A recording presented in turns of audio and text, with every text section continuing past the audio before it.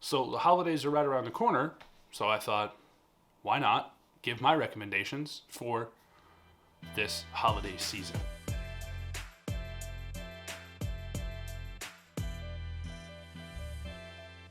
Hello and welcome to episode 4 of the 5 Minute Podcast. It's a show where I sit in front of a camera and talk about something for roughly 5 minutes, and then I throw it on the internet so you can see it too.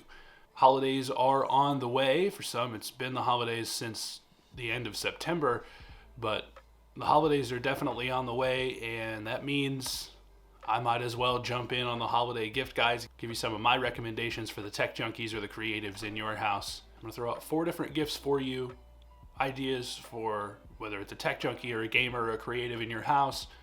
3 of them are kind of on the expensive side, so if you don't have the $500 to shell out for a next-gen console or the insanely expensive Airpods Max, I'll throw in another one that is relatively inexpensive and very accessible and incredibly useful for people who are creatives or work with tech, work with large files at work, things like that. So there are other alternatives and options for people that may not be able to do that. First off, we've got to talk about next-gen consoles.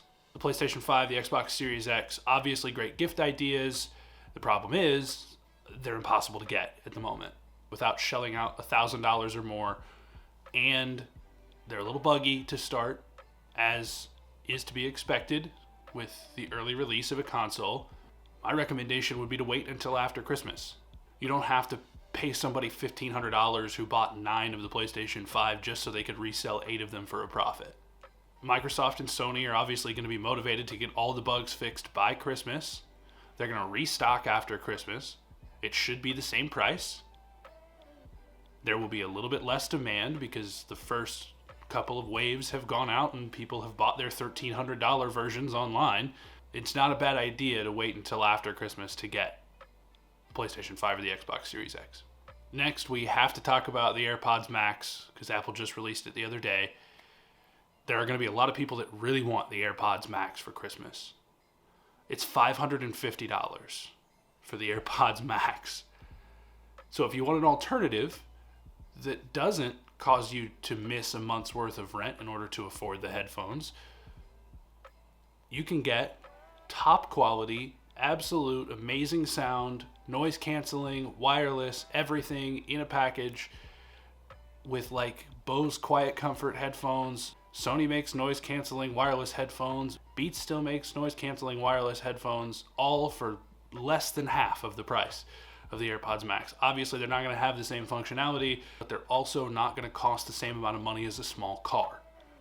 One of the best things to get anybody, if you've got a creative in your house, if you've got someone you're giving for who likes to make things or works a lot with computers or anything like that, one of the best things to get somebody who is creative is just a nice, simple, portable hard drive. It makes everything a whole lot easier. They end up with plenty of space to work with. They don't have to worry about overloading the disks on their computer or anything like that. They're relatively cost effective. It's, you can get a terabyte hard drive for less than $50 nowadays.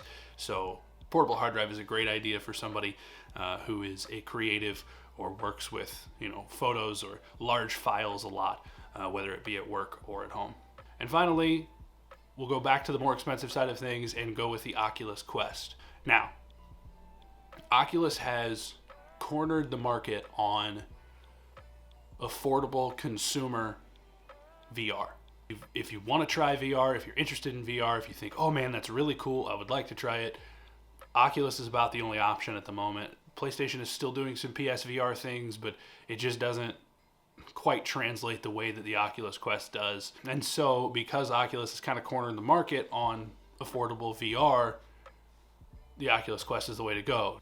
Now, when I say affordable, the Oculus Quest is still a good $300-400 to shell out, but it's a much better and more affordable VR option than buying the $300-400 or sometimes $700-800 headset and also getting the $1,500 PC that can run VR.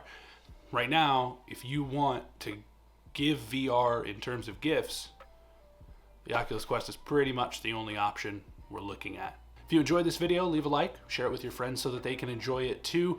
Feel free to leave some suggestions for things you want me to cover on the 5 Minute Podcast in the comments section below. As always, subscribe to my channel so you can stay up to date every time I upload.